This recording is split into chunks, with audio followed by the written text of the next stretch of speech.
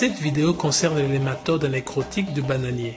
Il va vous expliquer l'identification des symptômes au champ, les mesures de prévention et les mesures de lutte possibles. Comment pouvez-vous identifier les symptômes causés par les nématodes nécrotiques? Les nématodes des racines du bananier sont des vers microscopiques. Les nématodes se nourrissent sur les racines des bananiers, causant leur pourriture et leur mort prématurément. Ceci réduit la capacité des plantes d'épuiser les éléments nutritifs et de l'eau. Les racines pourries réduisent l'ancrage du plant dans le sol, ce qui peut causer la chute de plant, particulièrement lors des vents forts et avec un régime lourd en maturité. Les dégâts des nématodes peuvent causer d'importantes pertes par la réduction de la taille du régime et à travers la chute des plants. La perte des plants raccourcit aussi la durée de vie de la plantation. Toutes les variétés de bananes de haute altitude de l'Afrique de l'Est sont susceptibles aux nématodes. Il existe plusieurs types de nématodes du bananier, mais les plus nuisibles sont Rhadopholus similis, Helicotylenchus, Pratylenchus. Comment prévenir les dégâts de nématodes? Les nématodes sont presque toujours propagés à de nouveaux champs par des rejets infestés qui viennent des champs où les nématodes constituent déjà un problème. Afin de surmonter ça, il est important que vous utilisez du matériel de plantation sain, comme les vitroplans ou des plantules issues de la macropropagation qui ont été empotées dans des sols stérilisés.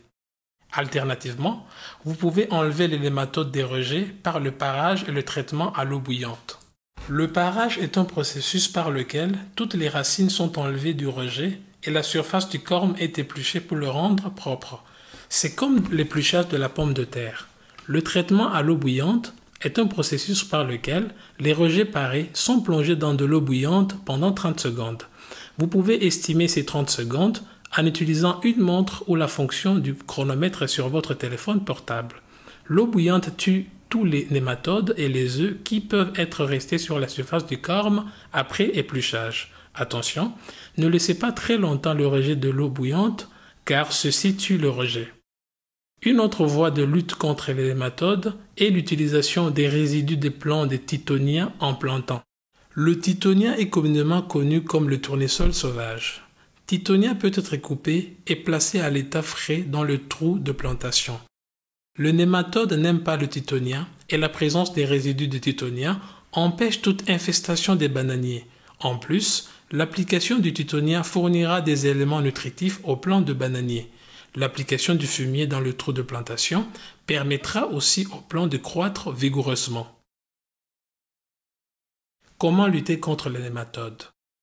L'application régulière du paillis comme couverture favorise une bonne croissance du plant et les plants sains peuvent bien tolérer l'attaque des nématodes.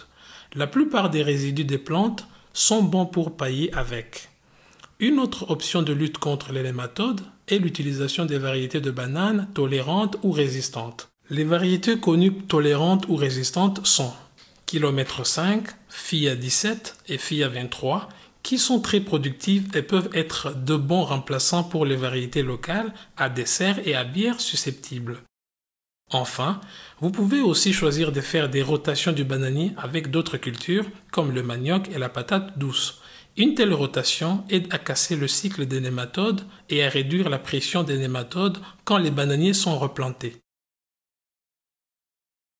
Dans cette vidéo sur les nématodes nécrotiques du bananier, nous avons vu les problèmes qu'ils peuvent causer, parmi lesquels pourriture des racines du bananier, chute du plant de bananier, réduction de la taille des régimes et raccourcissement de la durée de vie de la plantation.